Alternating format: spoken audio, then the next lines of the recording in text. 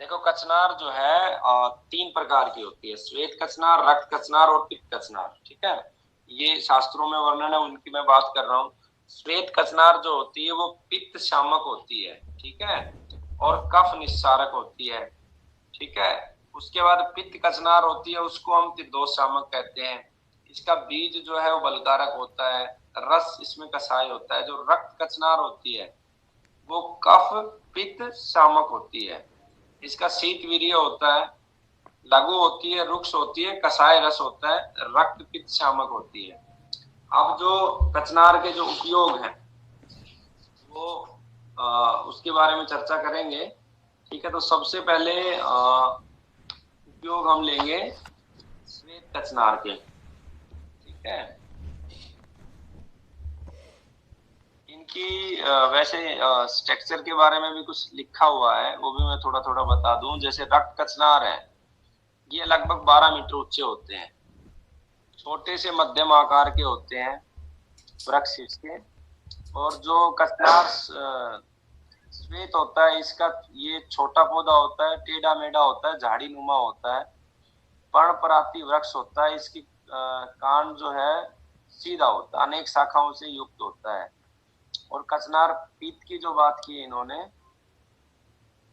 श्वेत के ऊपर श्वेत फूल आएंगे, और पित्त कचनार इसका सीधा पौधा होता है, छोटा वृक्ष होता है। इसकी शाखाएं पतली होती है, गोल होती है, टेढ़ी मेढ़ी होती है, और इसके फूल जो है पीत वर्ण के होते हैं।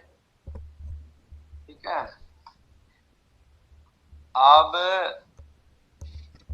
श्वेत और जो पीला कचनार है, इन दोनों के संयुक्त रूप से उपयोग होते हैं लगभग लगभग, उनके बारे में हम चर्चा करेंगे। जो मुख के रोग है उसमें पित्त कचनार जो है वो बहुत उपयोगी है, उसके गरारे करने होते हैं लेकर। ठीक है, और जो मुख के छाले हैं उसमें भी कचनार की छाल का क्वाथ लेंगे, ठीक है, और उससे कुर्ला करेंगे तो वो लाभदायक होता है।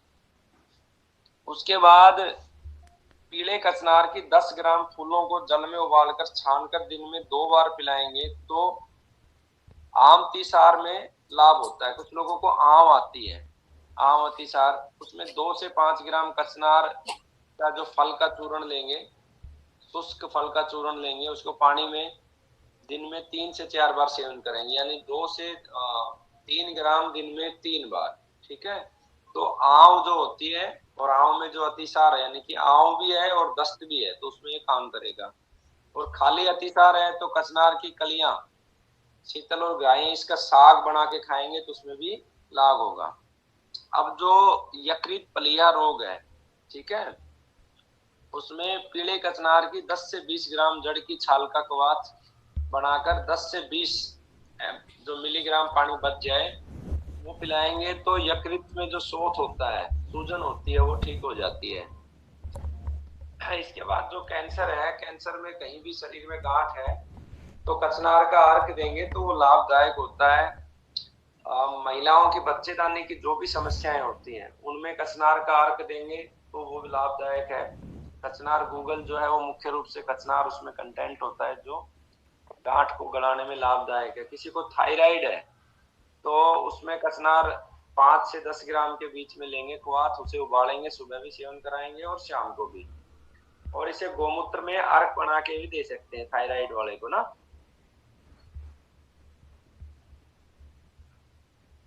शरीर में कहीं भी जलन है तो उसमें ये लाभदायक है। ठीक है, कंठ रोगों में जैसे गंडमाला हो जाती है तो 10 से 20 ग्राम कचनार की छाल को 400 ml पानी में उबालेंगे, और जब 1/4 रह जाएगा यानी 100 ml रह जाएगा तो उसका जो है 100 ml रह गया तो उसमें से 20 ml की मात्रा पिलाएंगे। ठीक है, 2 बार दिन में पिलाएंगे। ठीक है, तो इससे आराम मिलेगा गंडमाला में। गले की जो गांठ होती है, ये बहुत महत्वपूर्ण है, इसे आप प्रयोग करना। गले की जो गांठ होती है कई बार इन्फेक्शन की वजह से होती है, कई बार कैंसर की वजह से भी होती है, तो उसमें क्या करना है, कचनार की छाल, कौन सी छाल, रक्त कचनार, ठीक है, 20 ml कवाथ में, ठीक है। अब ये कवाथ बनाने की विधि जो ऊपर बताई कि आपको 20 ग्राम कचनार की छाल ले ली, 400 ml पानी ले लिया, उसमें उबाल लिया, जब 100 ml बच गया तो 100 ml में से 20 ml आपको लेना है। इसके अंदर 1 ग्राम सौंठ का चूर्ण बुरुक कर सुबह पिलाएं और शाम को पिलाएं, तो जो गांठ होती है वो गांठ गलने लगती है उससे। ठीक है। फिर यही जो कवात की जहां भी ये 10 से 20 ml आएगा उसका पूरा विस्तार से मैं वो 400 ml वाला वर्णन नहीं करूंगा, वही 400 ml में 20 ग्राम लेके 100 ग्राम रहने पर जो 20 ml बचा उसकी बात मैं कर रहा हूं। तो रक्त कचनार छाल का 20 ml जल लेंगे, ठीक है, उसे ठंडा करके उसमें शहद मिलाएंगे, दिन में 2 से 3 बार सेवन करेंगे तो ये रक्त का शोधन करता है।